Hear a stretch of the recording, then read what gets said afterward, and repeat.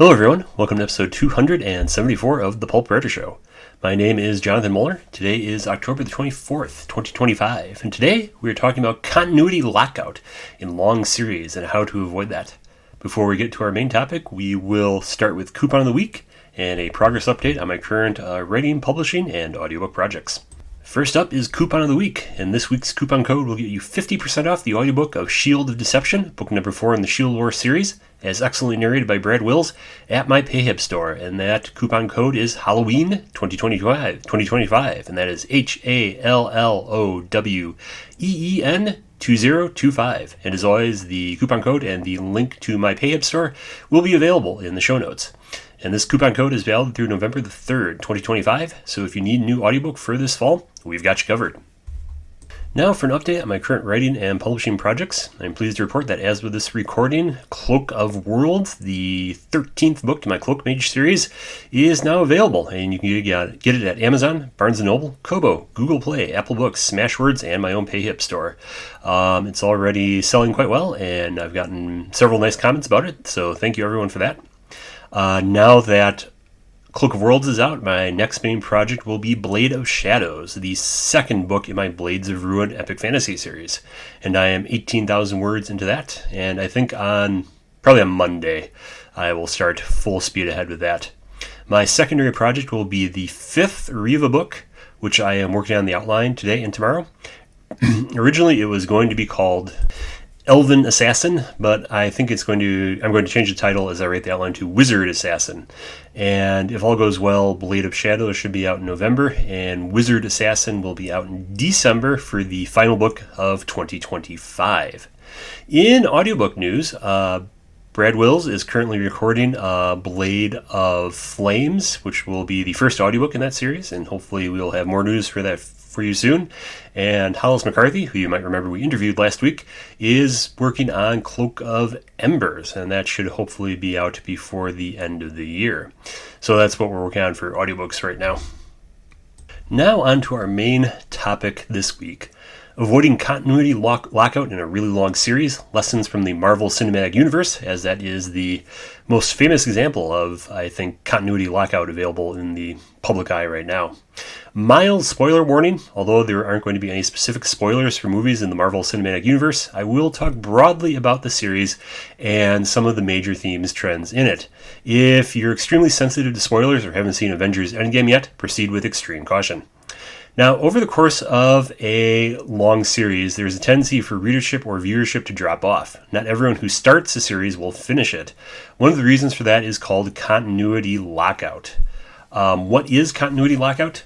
Continuity lockout describes when a series has reached a point where new readers or viewers can't understand what is happening, especially when the amount of older material in a series that is essential for understanding new plots becomes too much of a burden.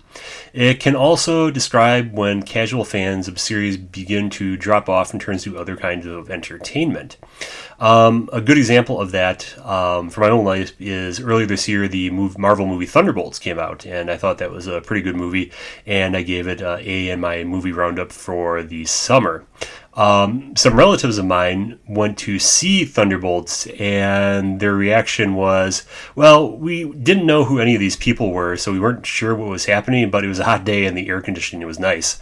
So, well, I'm glad they enjoyed the nice air conditioning. You can see the problem we are demonstrating, because the main characters of Thunderbolts were Bucky Barnes, the Winter Soldier, Yelena, Red Guardian, former Captain America, what was his name, John Walker, Taskmaster, and Ghost, and all of these people are introduced in previous Marvel projects, and if you didn't know who they were, it would be hard to connect with these characters. Now, some series like Doctor Who or James Bond are designed to have new entry points every few years and don't take a lot of pains to keep consistent canon across the decades. For example, you think about how many different actors have played James Bond and all of Bond's various supporting characters like M and Q and Moneypenny. There's tends to be this consistent canon within each iteration of James Bond, but then they start over with a new Bond, and now that Amazon is having Denis Villeneuve do the new Bond, no doubt we will have a completely new Bond continuity for the 21st century. And although a series like James Bond will have a lot of recurring characters, like, as I said, MQ and Moneypenny, knowing their entire history beyond what's happening in the current production usually is important for following the plot, or a brief Google search will quickly explain what's needed. Other series, like Star Trek or Star Wars, rely heavily on decades of established canon even when starting new series, making them intimidating to begin with. Another good example of this is when the Star Wars TV show Ahsoka came out in 2023.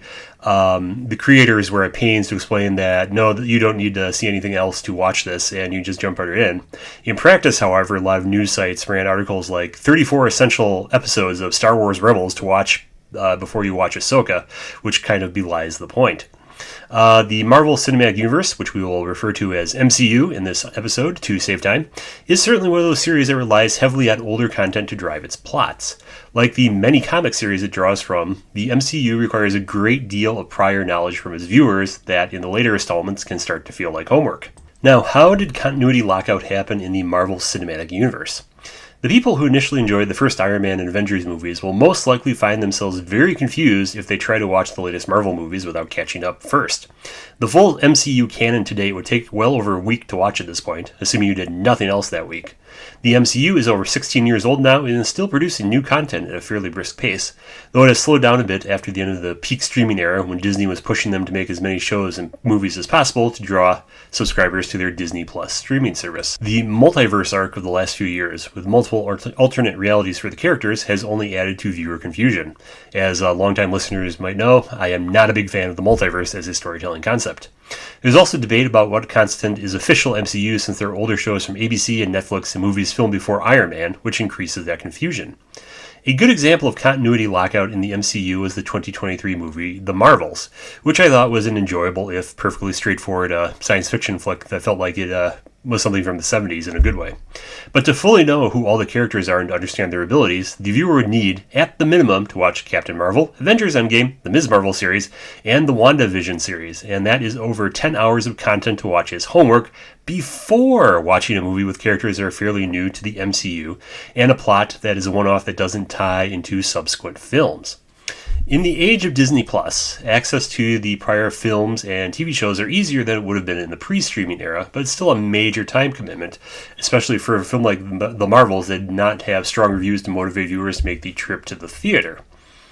Additionally, streaming itself is getting more and more expensive, which in these troubled economic times can get to be something of a pinch. I've found in my own writing career that people tend to be completionists and want to read everything in a series before they move on to the next one. And many people feel they have to rewatch movies or catch up on Disney Plus before they can go see a Marvel movie in theaters, which makes the impulse to wait until the newest movie hits the streaming service instead of seeing it in theater all the stronger. Anecdotally, I know of many people who fell off watching the MCU movies after Endgame and never watched any of the Disney Plus series. I mean, logically that makes sense because if you saw Endgame, it felt like a very epic and cinematic end to the saga, and like the story's over. Why tell more? The reasons they gave were because they didn't have Disney Plus, as I mentioned, because of cost. They didn't have time to rewatch the older movies before watching the new ones, or they found the newer movies confusing. The drop in viewership in the MCU over the course of its 16-year run can teach us writers some valuable lessons. So now we will go into 5 lessons from the MCU you can apply to your book series, especially if, like me, you tend to write longer book series. Number 1, tell a complete story. Although it's nice to believe that all your readers are exactly following your intended reading order, believe me, as I know from many reader emails, that's not always what happens. Someone will start mid-series if given the book as a gift, or pick up a later book in the series if it goes on sale. They might not even realize they're not starting with the first book when they pick up a book. Although you don't have to explain everything that happened in previous books in your current one, it does have to stand on its own. A book ultimately needs to tell a complete story, even if it is part of a series. It needs to have a clear beginning, middle, and end that belong entirely to that book. Ending or starting on a cliffhanger is one example of something that upsets readers and viewers. Some people who went to the Infinity War movie in theaters were not aware that the movie was part 1 and were confused when the movie ended abruptly. Which amusingly ties into one of my rules with cliffhangers, is that I'll only really do a proper cliffhanger in the second to last book in a series. Like Ghost in the Pact was definitely a cliffhanger because that was right before the final Ghost in the Winds. Cloak Games Skyhammer ended on cliffhanger because that was right before the final book, Cloak Games Magefall. So cliffhangers are generally best avoided, and you should tell a complete story whenever possible. Lesson number 2, don't run forward too fast. Post-Endgame, the MCU lost some of its core characters, and the next set of films largely focused on new characters, who sometimes only appeared once, that didn't connect together. Although introducing new characters is important, it needs to be done in a deliberate way, and they need to connect well into your established world and its characters.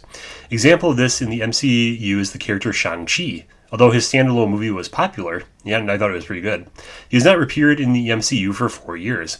Any momentum or interest in that character has dissipated in that near half-decade. Many new characters were introduced into the MCU after Shang-Chi and have suffered a similar fate. Those new characters are all going to be crammed into the next Avengers movie, where most of them will meet for the first time, and that movie has to also fit in characters from previous phases of the MCU, who also largely don't know the new characters. This upcoming movie, Avengers Doomsday, will carry the burden of all these non-interlocking continuities and unrelated characters. Prior phases of the MCU did some of that work ahead of the big team-up movies and made the movies feel purposeful and easier to understand, like they were bigger events. Although new characters breathe life into a series, they need to be introduced slowly and meaningfully and need to connect well into what you have already established in your series. Having an anchor character from prior parts of the series goes a long way to help the readers gain a connection to the new one. Lesson number 3, focus on key themes. There is a temptation with world building in a series to feature every possible aspect of that world and use everything you have developed when working on the series. A good series knows that you can't possibly feature it all and instead focuses on what serves the plot and your key themes in a story. For example, in the first phase of the MCU, viewers didn't know the complete history of every character or have full access to every aspect of something like the S.H.I.E.L.D. organization. The MCU writers chose to focus on what built up the central plot of bringing the group together to fight evil and to confront aspects of their characters that made them reluctant to do that. It was extremely effective and made the first group of movies feel cohesive and like they were leading up to something important. Having key themes front and center in the story helps readers feel connected to the story as it spreads across many books. This also helps characters from straying from their core values and goals as the series continues, which is something that greatly annoys readers and can make them stop the series. For myself, I've found that I generally do just enough world building as I need, and too little world building is bad, but getting too lost in the weeds with the world building is a bad idea, and it's generally best to focus on what you need for that particular story. Lesson number 4, help your readers remember. There is a brisk market on YouTube for recap or explanation videos to help people catch up on MCU content, which Disney at one point attempted to recreate in their service as shorts called Marvel Studio Legends, but has since apparently given up on that as streaming content budgets have been trimmed. The more you can help your readers with continuity like recaps, guides, or even short-form video about previous books, the more likely they are to be willing to start or restart a series. People are busy, and some people have better memories than others. Giving readers this content outside of the text also prevents awkward info dumps about past books that could stop the plot dead in its tracks. Above all, keep your readers from feeling confused or frustrated. And lesson number 5, know when to retire a character or at least rest them. Although it's tempting to continue with a popular character forever, there comes a point when all that character's arc has logically concluded. They have matured and achieved all their goals. Continuing with that character might force them to act in ways that don't make sense for the character, plots that don't feel right for the character, or plots that feel repetitive. The MCU retired several popular characters during the movie Endgame. The way they did it showed that they were thought carefully about the characters' emotional journeys and what their goals were. It wasn't done for shock value or the sole purpose of hiring new, cheaper actors, though to be honest, that was probably part of the motivation. A satisfying ending for a character is a crucial part of any series, even if the series continues on without them. It's good to know when to stop. I mean, to be fair, I've written a lot of Ridmark books and a lot of Kana books, but there also comes a time when you need to try something new, which is why I'm writing the Riva Half-Elven series and why I started the Blades of Ruin series, because eventually, as I said with the previous lesson, there comes a time when you need to do something new when the previous characters' arcs and stories have reached their logical end. Sherlock Holmes has a great quote about this in the story The Adventure of the Norwood Builder, where he's almost defeated by the villain, but the villain has made a perfect trap, but wants to improve it just a little bit, and that blows up in his face. The quote goes like this. It was a masterpiece of villainy, and he carried it out like a master. The idea of the will, which would give an obvious motive for the crime, the secret visit unknown to his own parents, the retention of the stick, the blood, and the animal remains and buttons in the woodpile, all were admirable. It was a net from which it seemed to me a few hours ago there was no possible escape. But he had not that supreme gift of the artist, the knowledge of when to stop. He wished to improve that which was already perfect, to draw the rope tighter yet around the neck of his unfortunate victim, and so he ruined all. Now, I think I read that particular Sherlock Holmes story for the first time over 25 years ago. But that quote has remained with me ever since about how the supreme gift of the artist is the knowledge of when to stop. And I think that might be true of a long series as well. I mean, the temptation is, if you have a series that is selling well, is to keep writing books in it forever and ever. But eventually you do have to take the risk and try something new. In conclusion, it's important to be deliberate about how a series evolves, whether it's a multi-billion-dollar movie franchise or a book series that you're just starting to write. Looking at the ups and downs of the MCU post-Endgame shows the importance of plotting a series well, not overcomplicating it, and staying close to what makes fans enjoy it, and maybe avoiding plots to do with the multiverse concept.